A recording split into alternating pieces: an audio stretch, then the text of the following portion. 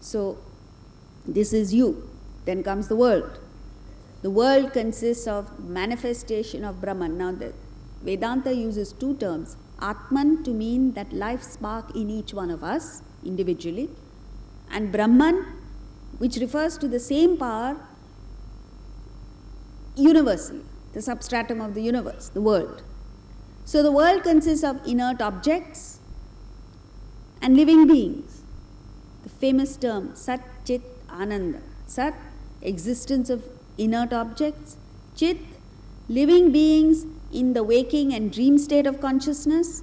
Ananda, living beings in the deep sleep state of consciousness. This covers the whole, these three words, Sat, Chit, Ananda, cover the whole experience of the universe. Whatever there is in the universe is covered by these three words. And there is Brahman supporting these two, inert objects and living beings. Now, what is happening is, the world is changing, impermanent, unreliable, independable. And you and I have a body, mind and intellect which is in a constant state of change, right? Your mind 5 years back is not the same mind now. Say for instance, a few years ago, people were not that health conscious, in India anyway. And so therefore we ate fried food, we ate unhealthy food, quite happily. Now the level of awareness has increased, hasn't it? So therefore the moment you see fried food, the moment you see unhealthy food, it is an automatic turn off. However tasty it is, you say, oh, it wasn't good. What's happened to your mind? The same food that you liked 5 years ago, you now dislike. Your mind has changed. So therefore, in this changing world, you are operating with a changing mind and body, mind and intellect, and therefore the chance of the world catering to your mental pattern gets minimized to such an extent. You understand what it is? The world is in a constant flux of change. Your mind and body, mind and intellect are also changing. And you have your desires and your aspirations and your demands on the world, which keep changing. So what are the chances, if you look at the possibility, what are the chances of the world catering to your particular mental pattern? Very little. And if at all it caters, it's momentary. It comes, by the time you realize, I've got what I wanted, it's gone. And therefore, you and I are in a state of chaos, sorrow, trauma. What's the way out? The way out is align with Atman. The moment you shift your attention from the body, mind and intellect to Atman, what happens? You experience a sense of dynamism. Dynamism because your mind is no longer agitated. Why is it that we feel fatigued? Why is it that we are tired in life? It's not because you don't have energy, it's because that energy is dissipated in mental agitations and stress. You look at yourself. On days when you're happy, relatively, you find you're bounding with energy, you're very enthusiastic, you're looking forward to doing so many things, and you actually achieve so many things. On days when your mind is agitated, you're unable to do anything. You wake up tired. So the fatigue is caused by agitations of the mind. So therefore, a person who has aligned with Atman doesn't get agitated when the world, it's like you develop shock absorbers. When you develop shock absorbers, when you're riding in a car with very good shock absorbers, what happens? Even though the tires hit potholes and road bumps, because of the shock absorbers, you experience a constancy. Right? Try it. One day you go in an auto rickshaw. Next, after an hour, you go in a Maruti car, 800. And then you go in a, what else? Mercedes? Okay. See the difference? On the same road. It's the same thing with us. If you're operating with the body, it's like running around in an auto rickshaw. You get bumped around so badly that you come back feeling tired. If you've shifted your attention to the mind and intellect, it's like going in a Maruti 800. Aligned with Atman, and it's much better than a ride in a Mercedes. Don't you want it? Try it. So what happens is, when you align with Atman within, when you look out into the world, you don't see the pairs of opposites, dvandvas. You remember yesterday we saw dvandvas. You don't see the pairs of opposites. You don't see pleasant and unpleasant things. You don't hear you hear and you see. But because your focus is on Atman, you zero in on Brahman outside. You understand?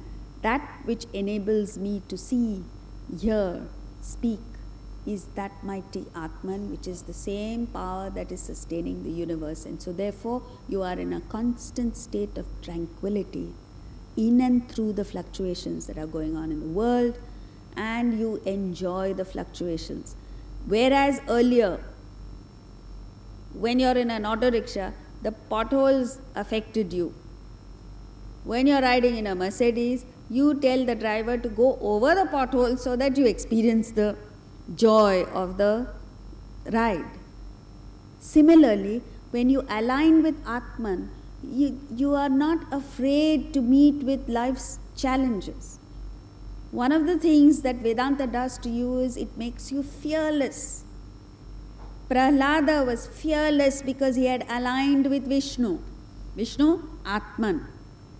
And even though he knew that his own father was trying to destroy him, and he was an obedient son, mind you.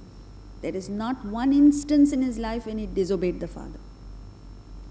Obeyed him to the hilt. And yet, he was completely fearless. He had no fear of fire, no fear of wind, no fear of being drowned, no fear of anything, because this is one of the qualities of a spiritually developed person, fearless. And you come back to us, we have all kinds of fears. Logical and unfounded fears. Unfounded fears are even more.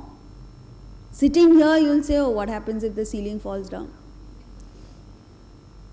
Right? You'll say, no, I was sitting happily, peacefully. Why did you unnecessarily bring this thought? You sit in a car, you read in the newspapers of an accident, you sit in a car and every few minutes you're jumping out of your skin because you're not sure when you're going to have an accident. Fearless. The fears are finishing us off. So therefore, you develop this fearlessness. You get over the timidity of life. Particularly as Indians, we are so timid and so fearful and such very cowardly in our approach to life. This completely changes, as it happened in Arjuna. Arjuna was afraid to fight his own cousins, afraid to fight his Bhishma, his ancestor, afraid to fight his own guru, Dronacharya. I don't mean you should go fighting your gurus and ancestors, but in that particular situation, he had to rise above his personal relationships, his personal likes and dislikes, and dedicate himself to a righteous cause. He was unable to do that because of timidity, because he was full of fear. And he came out with the most absurd reasons. He says, if I die in this war, Krishna, there will be nobody to do the Shraddha ceremony after me. Absurd for any human being, even more absurd for a warrior. A warrior is supposed to go fearlessly to battle, right? So this is the thing that happens when you align with Atman. Just a little shift in your focus is enough to make you a towering personality. Wouldn't you like to be that? Every one of us would like to be that, but you don't want to invest the time. You don't want to do the things that will take you there. Now we move to verse 12. Lobha pravrittirarambha karmanam shamaspruha rajasyetani jayante vivruddhe bharatarshava. In verse 11, which we did yesterday, he told us what happens when sattva predominates in a person. All three gunas, sattva, rajas and tamas, exist in all human beings. But the vast variety of human beings, the difference between the highest caliber of a human being and the lowest is the proportion of the three gunas, and that makes a lot of difference. So he enumerates what happens when sattva predominates, which we saw yesterday. In this verse, he tells us what happens when rajas predominates, and in the next verse, what happens when tamas predominates. So he says, when rajas predominates, lobha, greed, pravritti, activity, and karmanam arambha, initiation of actions, disquiet, hankering, these are the things that arise, O Bharatarshava, bull among the Bharatas. Lobha, lobha means greed, which is uncontrolled, unchecked desire. Let's get into the source of that desire. Yesterday we saw what creates desire is a sense of emptiness, a void, as a feeling of unfulfillment that every one of us experiences from birth to death, morning to night. And when you experience this emptiness, thoughts come in your mind, and these thoughts go out into the world to acquire things, objects and beings of the world, in the belief that acquisition of these objects and beings will fill you. As we saw yesterday, no amount of acquisition and grabbing ever fills this void. Okay? But never mind that. So the flow of thought, one thought going out into the world is just a thought. This thought gets strengthened, and the strengthened thought flow from you to a particular object or being is called desire. This desire then further gets consolidated as action. When you have a desire for a thing, say you have a desire to buy a car,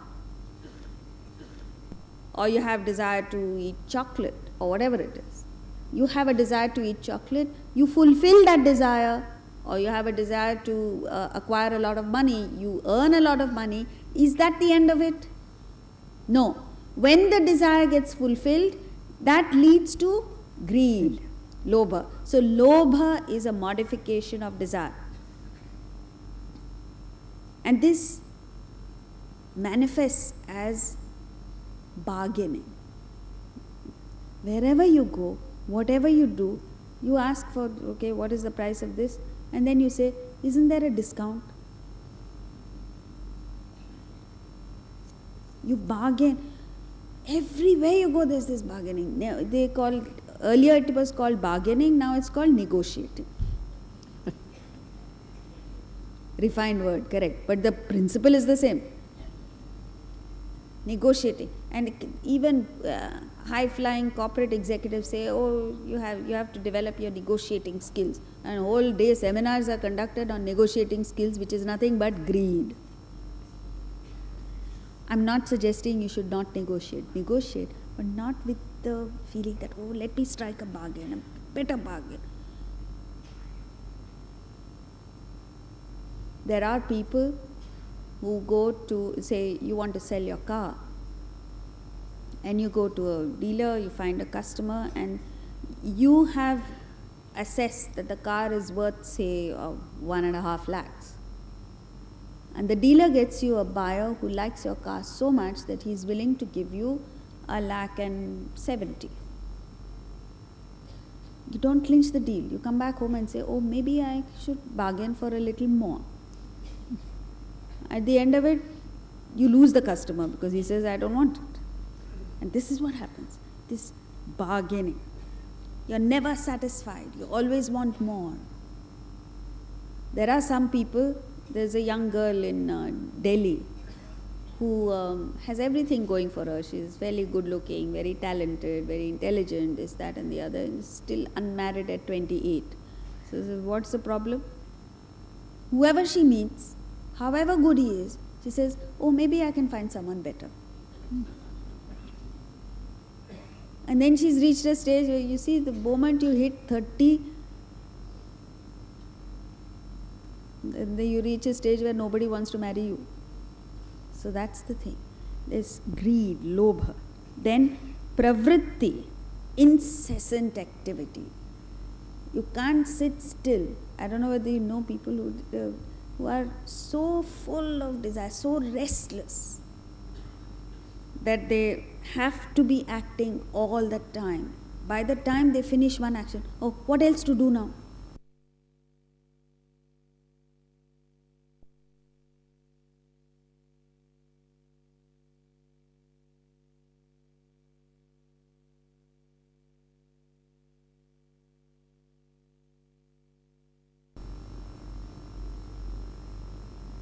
Such people need a sense of direction. This is rajas. They're full of activity, full of energy, but there is no sense of direction. You give them a sense of direction and they'll perform miracles. So, pravritti, karmanam, arambha. This feverish activity leads to the feeling that I am doing everything. You know, the egoistic concept that I have started things. You listen to a person conversing, you say, I am doing this and I am doing that. I told you to do this. Some people mask it, but the egoistic feeling is still there, the feeling that I've started. If you really analyze, what have you started? What have you initiated? You haven't initiated a thing, because you wouldn't have been able to do what you're doing if this millions of people had not contributed to the activity that you are performing right now. And when you take the totality into consideration, you lose this concept of karmanam arambha. You are active. You are working. You're working very hard, dedicatedly. But you don't have this concept that I am the doer. You don't have the concept that I've started anything. And this is a wonderful concept to have. You remember yesterday we said, in the 12th chapter of the Gita, he gives 35 qualities of a bhakta, of a devotee. And the two qualities that he enumerates one after the other are, number one, udasina. Udasina is unconcerned. The second, daksha, expert, skillful, efficient, productive. It is this combination that makes for sattva. If you're only udasina, it's a state of tamas. Udasina means unconcerned. If you're unconcerned about the effect, it's tamas. If you're only daksha, expert, it is rajas. That's what he's talking about here.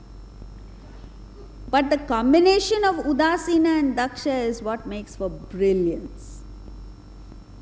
Every Nobel Prize winner must be operating out of this udasina and daksha, where you come out with brilliant action, but you don't feel that you've done anything.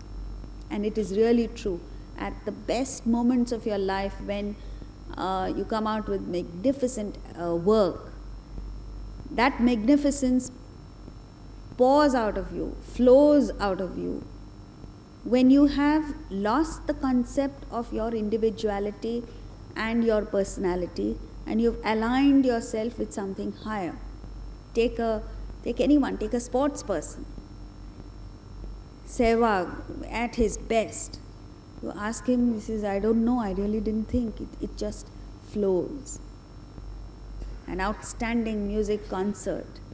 You ask the musician, you were brilliant today. He doesn't even know that he was brilliant. No, in the sense, not as if he's unaware of it, but it just flows. Karmanam, arambha, the moment you feel that I have initiated anything, I have started anything, that's the end of your action. It's flawed. You make mistakes. That's why you find the same, like they say, a person has to speak before a crowd of even 20 people, never mind 1,000 people. And he practices just before the audience comes in. And he gives a fabulous performance. 5 minutes later, the audience comes and he speaks, and I don't know what happens to him. He forgets his lines, he forgets his thoughts, and he makes a mess of the whole thing. Wherever you feel that I have initiated any activity, it goes. So then he says, disquiet, ashama. Shama means tranquility.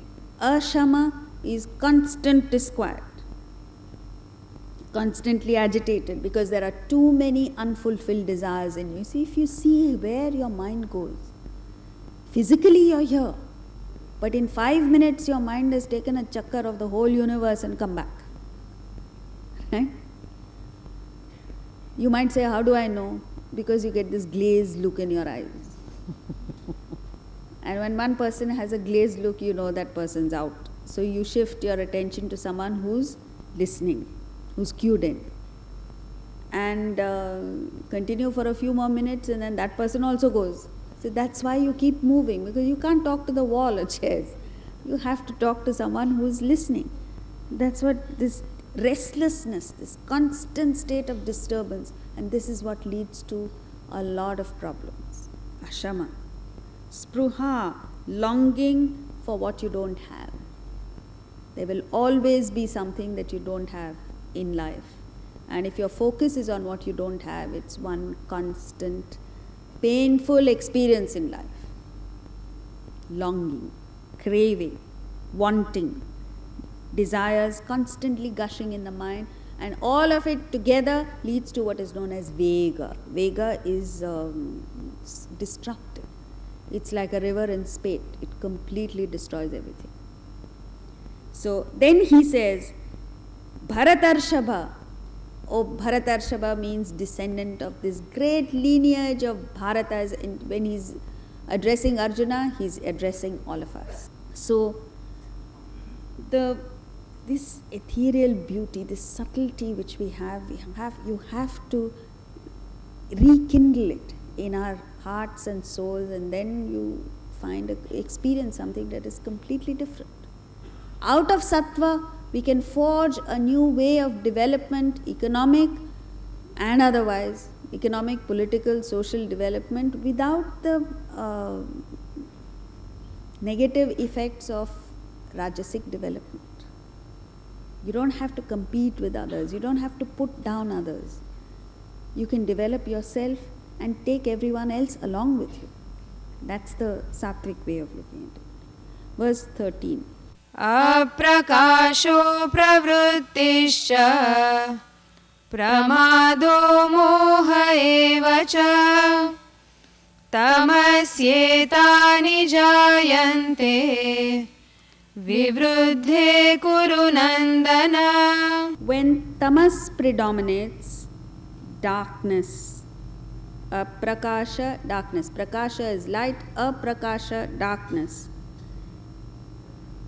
Inactivity, carelessness, and delusion arise, O Kurunandana, descendant of the Kurus. You look at the language, the way in which he addresses Arjuna is so touching. In the 12th verse, he gives an intellectual appeal by addressing him as Bharatarshava.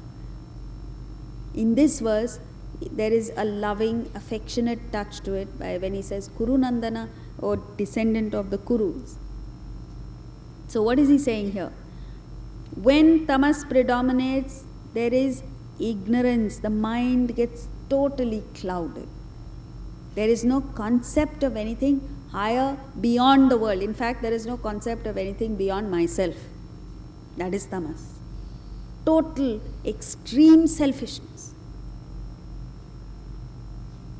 The thing with tamas is, when you are in tamas, or a predominantly tamasic person is quite content to be ignorant. You know, even in English, you have a saying, ignorance is bliss. So he's finding whatever little happiness you get from ignorance. He doesn't even want to know. A rajasic person wants to know, is curious to find out about the world. You talk to him about science, about politics, about sport, about shopping, about this, that and the other, and he has answers to everything. He's very well up to date on what's happening in the world. But you talk to him about Bhagavad Gita, snores. No interest whatsoever. how can a person be completely deluded? Why have you come into the world? What is your mission in life? When are you going to exit from the world? And what is it that you're going to take with you? Where are you going from here? There is not even the slightest curiosity. This magnificent, beautiful world that has been created, who created it? Oh, never mind. Who says the world is beautiful anyway? This is a Rajasic person's attitude. Restricted knowledge.